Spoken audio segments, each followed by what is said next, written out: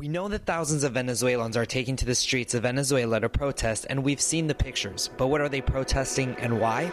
The current violence can be dated back to more than 15 years ago when Hugo Chavez was elected president and launched what is now Venezuela's socialist regime. During his presidency, Chavez gained supporters known as Chavistas, and now it's 2014, Chavez has been dead for almost a year, and former Vice President Nicolás Maduro has taken over. But Chavistas are still alive and supporting Maduro's socialist regime. We're fed up with rising inflation rates, shortage of food, uncontrolled crime, and asking for the release of political prisoners, students and others are taking to the streets in what they call a peaceful movement.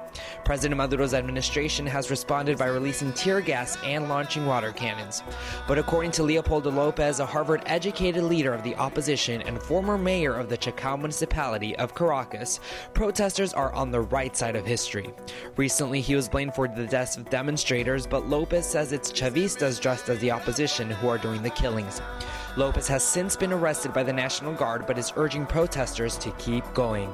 Charges of murder and terrorism have been dropped against Lopez, but he still may face 10 years in prison for arson and conspiracy. The protests have been ongoing for the past couple of weeks, and Maduro is convinced the U.S. has something to do with them.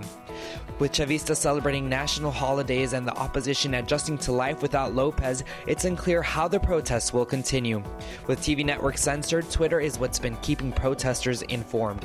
Now it's been almost a month, and what the opposition has made clear is that what they want is democracy and not communism.